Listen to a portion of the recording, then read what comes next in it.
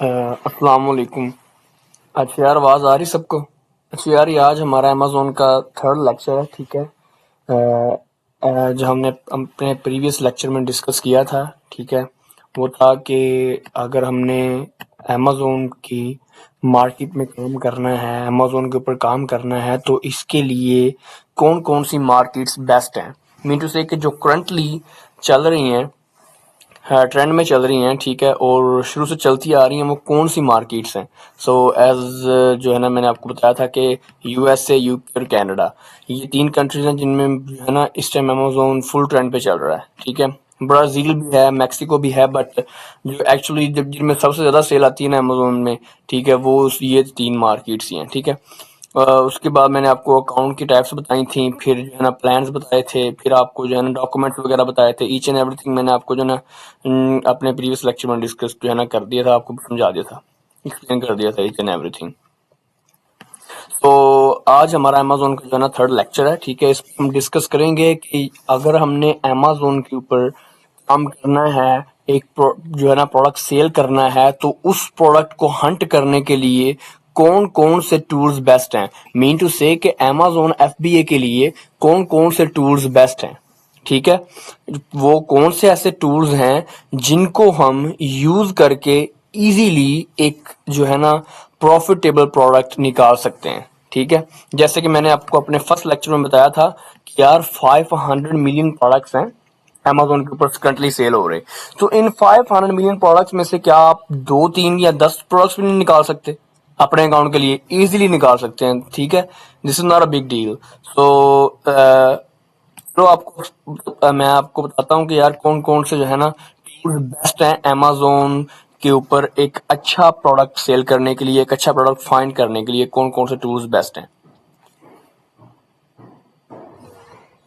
So first of all, जो पहला tool है हमारे पास वो है फॉर हंटिंग, ठीक है, वो है कीपा टूल, ठीक है। Amazon price tracker. First of all, ये जो पहला टूल है ये है पेड, ठीक है। मीन टू से कि आपको ये टूल यूज करने के लिए जो है ना मंथली सब्सक्रिप्शन देनी पड़ती है। आप ईयरली सब्सक्रिप्शन दे लो, आप मंथली जो है ना सब्सक्रिप्शन दे लो। इसकी जो मंथली सब्सक्रिप्शन होती है वो है 19 यूरो, और जो इसकी ईयरली सब्सक्रिप्शन होती है वो होती है $189, 89 पाउंड, एक्सक्यूज मी, ठीक है।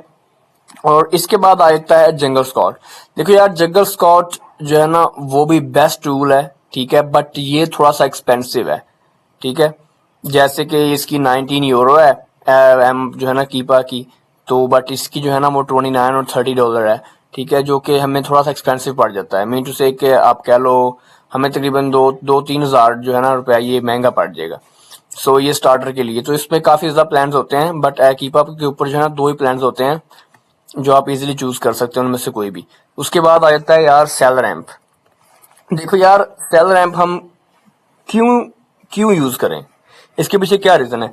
यार देखो, एक तो ये आपको एफबीए की fees and each and everything सब कुछ कैलकुलेट करके बता देता है, ठीक है। और अगर प्रोडक्ट की मंथली सेल क्या है आपको वो भी बता देता है। वो तो आपको ग्रैबले भी बता देता है कि मंथली सेल क्या है, बट ये एग्जैक्ट बताता है कि यार ये प्रोडक्ट में आईपी का कोई इश्यू तो नहीं है। मेन चीज ये है कि यार ये आपको प्रेप की कॉस्ट भी जो है ना इंक्लूड करके बताएगा। और सेकंड चीज ये कि अकॉर्डिंग टू यार मी, यार ये बेस्ट टूल है फॉर हंटिंग, ठीक है। स्पेशली मैं आपको ये कहूं कि यार आप जो है ना, ये मैं आपको एक बहुत ही जो है ना सीक्रेटली चीज बता देता हूं कि यार जो आप फॉर एग्जांपल आप कीपा यूज करना है आपने, ठीक है। अब कीपा के लिए आपने पेड कर दिया, आपने एक प्रोडक्ट ढूंढ लिया, ठीक है। कीपा के ऊपर आपको क्राइटेरिया वगैरह फिल करके आपने एक अच्छा प्रोडक्ट जो है ना फाइंड कर लिया, उसके बाद में आपने सेलर रैंप भी यूज किया। बट अकॉर्डिंग टू मी, आप विदाउट कीपा भी सेलर रैंप से जो है ना सेलर रैंप की मदद से जो है ना इजीली प्रोडक्ट फाइंड कर सकते हो। ये देख लो आप।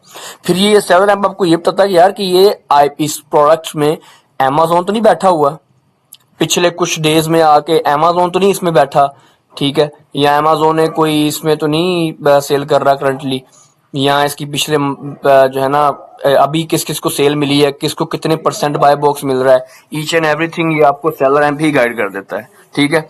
और उसके बाद आ जाता है यार ग्रैबले, ठीक है। अब ग्रैबले जो है ना ये ग्रैबले टूल फ्री है, ठीक है। ये आपको ये बताता है कि यार एक प्रोडक्ट में एफबीए कितने बैठे हैं। देखो आप चेक तो वैसे भी मैनुअली भी कर सकते हो, बट ये इजीली होता है कि यार आपको बता देता है। और ये आपको ये बताता है कि ये ब्रांड वगैरह कौन सा है, इसको सेल कर रहा है करंटली। और उसके बाद आता है एफबीए कैलकुलेटर। एफबीए कैलकुलेटर भी ठीक है यार, ठीक है, बट आपको ये नहीं बताता है कि इसमें कोई आईपी का इशू है। ये आपको वो फीस नहीं कैलकुलेट करके बताता है। इसमें आपने मैनुअली फीस वगैरह पुट करनी होती है, मैनुअली अपने जो है ना सारा कुछ पुट करना होता है। बट द सेलर ऐप आपको ये भी बता देता है यार कि कितने परसेंट पे आपको ब्रेक इवन होगा, कितने परसेंट पे जो है ना आपको आरओआई अच्छा आ रहा है, ठीक है। तो ये प्रोडक्ट है, इसकी ये मैक्स कॉस्ट है। अगर इस मैक्स कॉस्ट पे हम बाय करेंगे तो हमें कितना प्रॉफिट है, कितना आरओआई आ रहा है, ठीक है। आरओआई का मीन होता है रिटर्न ऑन इन्वेस्टमेंट, ठीक है। तो वो हमें कितना आ रहा है, ईच एंड एवरीथिंग, ये हमें सब कुछ बताता है seller app. But FBI calculator ये नहीं बताता। बट स्टार्टर के लिए अगर आपके पास सब्सक्रिप्शन पे करने के लिए पैसे नहीं है तो फिर आप एफबीए और ग्रैबले यूज कर सकते हैं, ठीक है। बट जो है ना कीपा स्टार्टर में यार आपको कोई ना कोई टूल बाय करना ही पड़ता है। आप कीपा कर लो या जंगल स्क्वाड कर लो, अप टू यू, ठीक है। बट मैं आपको सजेस्ट करूंगा कीपा जो है ना वो थोड़ा सा चीपर है, वो आप उस पर जाएं।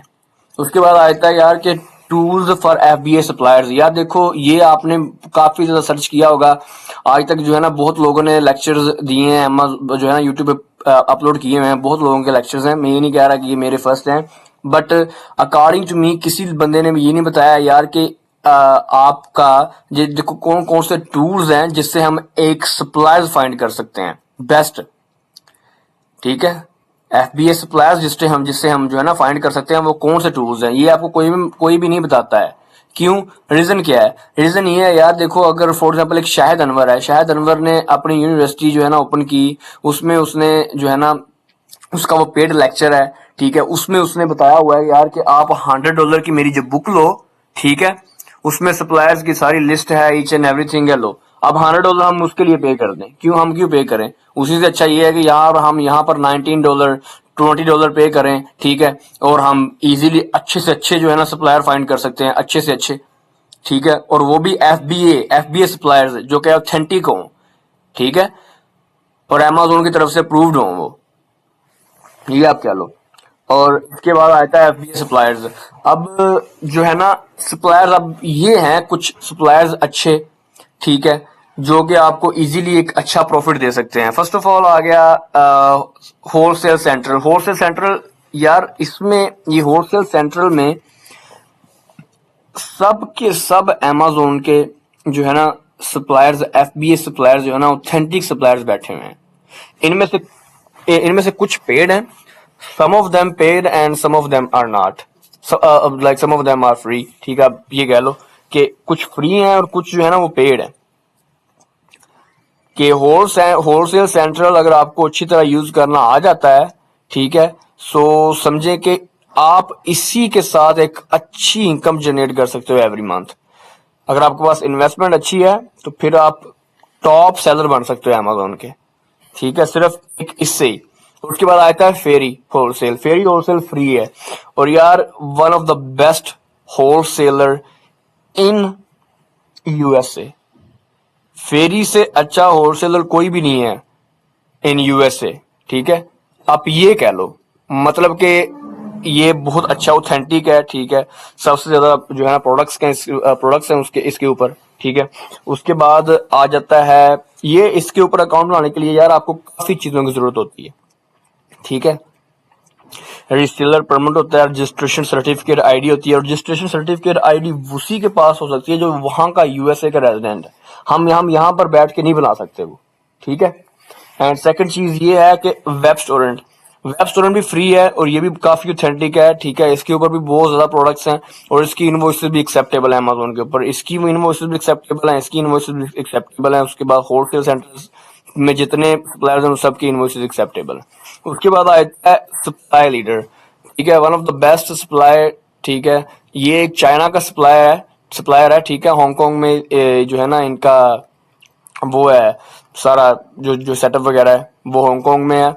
और ये डोर टू डोर जो है ना डिलीवर करते हैं। देखें कुछ चाइनीज सप्लायर इस तरह के होते हैं कि अगर वो हमें जो है ना सेंड करते हैं ना इन्वेंटोरी, तो जो अमेरिका में बैठे हुए हैं ना, ठीक है, टैक्स पेड और एफबीए एफआई जो एफबीए वाले होते हैं, ठीक है, इस तरह के वो रोक लेते हैं सामान अपना और वापस भेज देते हैं, ठीक है, उसके लिए हमें टैक्स पे करना पड़ता है। बट ये जो सप्लाई लीडर है ना, ये डोर टू डोर डिलीवरी करता है। बट एक चीज ये है कि ये पेड है, इसमें आपको होलसेल का सामान बहुत ही कम प्राइस में मिल जाएगा, ठीक है। और इसमें यह है कि जितना ज्यादा आप ऑर्डर करोगे उतना ज्यादा आपको प्रॉफिट आएगा, ठीक है। और उसके बाद आता है केटम रेस्टोरेंट, ठीक है। इस इनमें इस जब इस पे आपने एक अकाउंट ओपन, ये भी फ्री है, ठीक है। इसके लिए भी आपको कोई भी जो है ना पैसे पे करने की जरूरत नहीं है, ये पेड नहीं है, ये फ्री है। सो मैं आपको ये सजेस्ट करूंगा कि यार आप स्टार्टिंग में जो है ना एक अच्छे और ऑथेंटिक जो सप्लायर्स होते हैं उनके साथ जाएं, ठीक है। और कोशिश यही करें कि यार आप कोई अनगेरेड प्रोडक्ट ढूंढें, ठीक है, ये जो कि छोटे ब्रांड का हो, बड़े ब्रांड का प्रोडक्ट ना सेल करें स्टार्टिंग में। और उसके बाद आता है कि what do we need to open an wholesale account with the suppliers, ठीक है। फर्स्ट ऑफ ऑल हमें क्या चाहिए, हमें फर्स्ट ऑफ ऑल चाहिए EIN नंबर। EIN नंबर का मतलब है एम्प्लॉयर आइडेंटिफिकेशन नंबर, ठीक है। ये यूएसए में उसका होता है जो कि जिसकी LLC रजिस्टर्ड होती है, मीन टू से कि ये रजिस्टर्ड है रिसेलर जो है ना, ये इस जो है ना स्टेट का टैक्स होल्डर है, ठीक है। ये अब ये इसकी EIN नंबर है। उसके बाद आता है रिसेलर परमिट, ठीक है। उसके बाद आता है बैंक अकाउंट, ठीक है। इसके बाद आता है फोन नंबर। उसके बाद प्रोफेशनल ईमेल एंड वेबसाइट, ठीक है। These things are most important, ठीक है। कि आपने जब Amazon के ऊपर या इन सप्लायर्स के साथ होलसेल अकाउंट ओपन करना है तो इन चीजों की आपको सख्त जरूरत है, ठीक है। इसके इसके बगैर आप होलसेल अकाउंट नहीं ओपन कर सकते उनके साथ, ठीक है।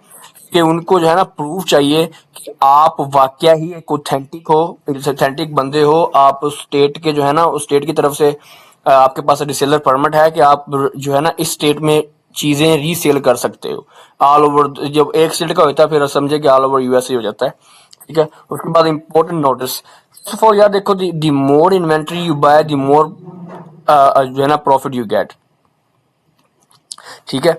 The more profit you get, I am sorry ये गलत लिखा गया मुझसे, the more profit you get,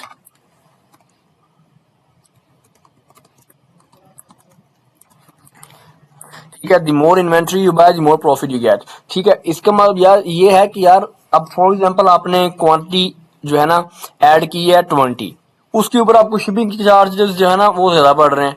अभी आपने जैसे जैसे आप जो है ना क्वांटिटी बढ़ाई जाओगे फिर एक टाइम आएगा कि आपको जो है ना शिपिंग फ्री मिलेगी। सो मैं आपको ये सजेस्ट करूंगा कि आप स्टार्टिंग में जो है ना एक प्रोडक्ट बाय कर लें और उसकी इन्वेंट्री जो है ना 100 यूनिट्स 150 यूनिट्स बाय कर लें।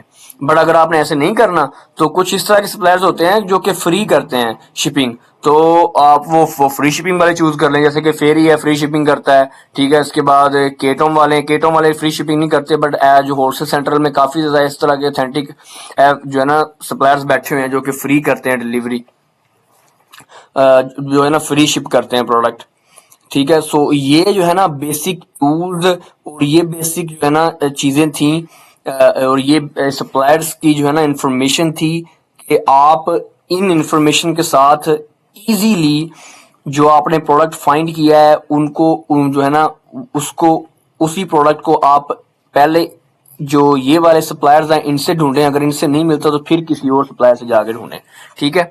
अगर इनसे मिल जाता तो फिर तो वेल एंड गुड है यार, ठीक है। बिकॉज इनकी जो इनवॉइसेस होती हैं वो कभी भी रिजेक्ट नहीं करता है Amazon, ठीक है। फेरी की इनवॉइस यार मैं आपको अगर शो कराऊंगा ना तो इसकी बिग ब्लैंक इनवॉइस होती है, blank I am sorry blank कह रहा हूँ यार, एक जब जैसे कह लें कि ब्लैक ब्लैक इनवॉइस होती है इनकी। इनका इनका सिर्फ ये लोगो वगैरह भी नहीं होता, ऊपर सिर्फ एक लोगो होता है इनका फेरी का, ब्लैक ब्लैक कलर का ही, ठीक है। कुछ जो आप कहते हो ना कि यार इनवॉइस अच्छी वाली बहुत ही वो नहीं होती इनकी, एक नॉर्मल, बट Amazon एक्सेप्ट करता है क्योंकि ये फेरी की है। उसके बाद वेब स्टोरेंट भी अच्छा है, ठीक है। सप्लाई लीडर भी अच्छा है, सप्लाई लीडर तो पेड है यार, ठीक है। इसमें मंथली सब्सक्रिप्शन होती है, मंथली होती है, ईयरली होती है, डिपेंड्स ऑन यू कि आप कौन सी चूज करना चाहते हैं, ठीक है। सो स्टार्टिंग में अगर आपके पास पैसे वगैरह नहीं है तो आप ये वाला टूल यूज करो, ग्रैबले, उसके बाद FBA कैलकुलेटर यूज कर लो, और Amazon के लिए पेड आपको करना ही पड़ेगा, ठीक है। सो ये था आज हमारा Amazon का थर्ड लेक्चर, ठीक है। सो टुमारो जो है ना हम डिस्कस करेंगे अमेज़न के बजट की इन्फो जो है कौन कौन सी है, ठीक है इसकी बजट की इन्फो। और अगर हमने एज अ वीए काम करना है तो हमें एक बंदा प्रोजेक्ट जो है ना अपना वो क्यों देगा हमारे पास, ये इन्फॉर्मेशन वो आपसे जरूर पूछेगा कि यार कौन कौन सा टूल चाहिए भाई, कितना बजट हो, ईच एंड एवरीथिंग इन जो है ना आपसे पूछेगा। होलसेल क्या है और आपको कि ये काम आता है, आज से पहले आपने काम किया है, आपको एक्सपीरियंस है, इन चीज़ों का सब पूछेगा। इसलिए ये आपको इन्फॉर्मेशन जो है ना जाननी ज़रूरी थी। सो अगर किसी को भी इन चीज़ों के बारे में क्वेश्चन हो, ठीक है, तो आप इजीली मुझसे जो है ना पूछ सकते हैं। अल्लाह हाफिज़।